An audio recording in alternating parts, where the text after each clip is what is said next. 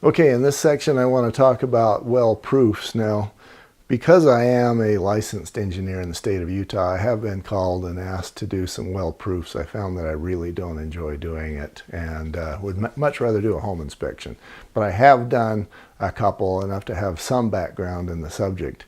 Certainly don't want to do a lot more in the future, but one thing I found that I had to do in this county is I had to basically prove a certain amount of flow, and that was usually a 5 gallon per minute flow.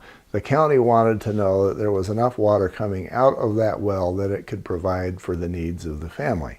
And many counties, especially the rural ones, consider the following to be the needs of the family. So they're going to assume that you need a certain flow for the indoor use, and they have what they call a term acre feet. An acre foot is an acre of land covered 1 foot high in water. And so if they talk about a certain amount of acre feet, that would be that volume of water per year. And then you're talking about whether it's for outdoor irrigation or whether it's for the family or whether it's for livestock or whatever. But that's what that term is. Another term that you'll sometimes see used is cubic feet per second. And if you imagine a stream and you have, of course, a 1 foot by 1 foot by 1 foot cube of water flowing past in that stream every second, then that's 1 cubic foot per second.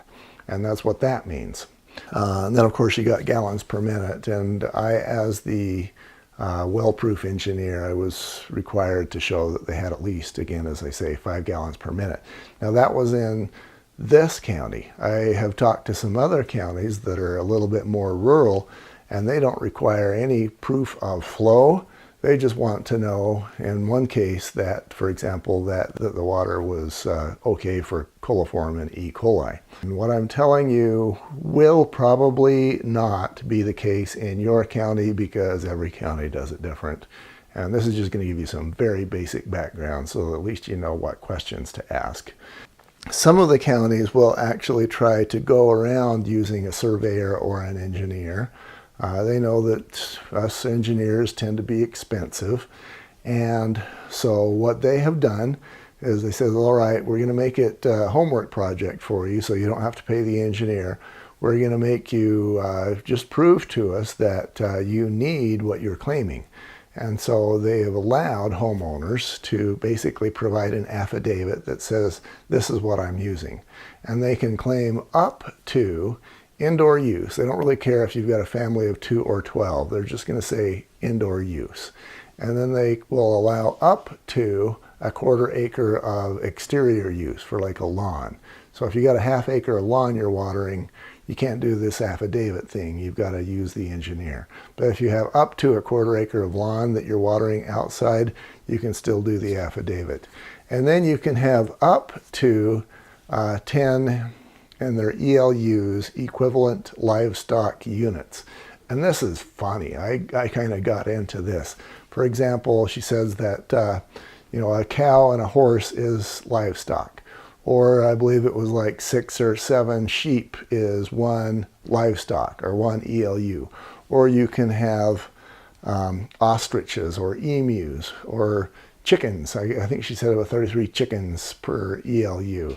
And they've got this big long list of things that could be happening in Utah and that are an equivalent livestock unit. Ostriches, I think she said it was 7.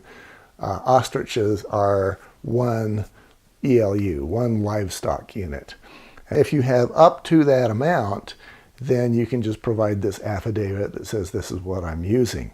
If you claim all of that, you've got to prove that you're using all of that. So if you're saying you have a cow, a horse, and well, let's get to 10. So let's say you have 4 cows, 4 horses, and we got 2 left. So let's go with maybe 14 emus. So that's 10 equivalent livestock units. If you say you have that, you have to have that on your land on the day that the county drives by, or you're your affidavit is not going to be proper. It's not a matter of saying this is what I want to have at some point in the future. It is this is what I have now, and then at that point that's what you will be permitted for. After that point, you're not allowed. So let's say that you decide only to have 1 cow, 1 horse, and maybe a dozen chickens. Well, a dozen chickens is less than 1 ELU, so you're going to be permitted for 2 point something ELUs. At that point, that's what you're permitted for, and you don't get to go up to 3 or 4 or 9 because you're permitted for 2.x ELUs, livestock units.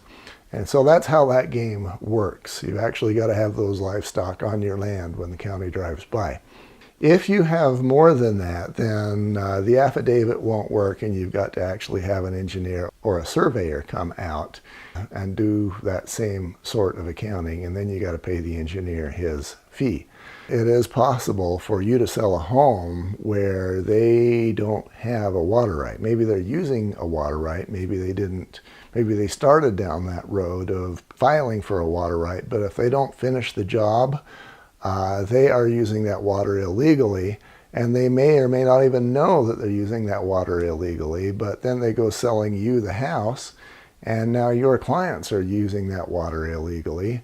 And you can imagine that that sort of a scenario can land in a phone call from a lawyer to you, and of course nobody needs that scenario. So you want to have this stuff in your toolbox, where if you ask first if there is a private well, and if there is, you want to make sure that there is a water right and that it's been perfected. Sometimes the lender will require that, but maybe we don't want to just rely on the lender to always do what he needs to do either.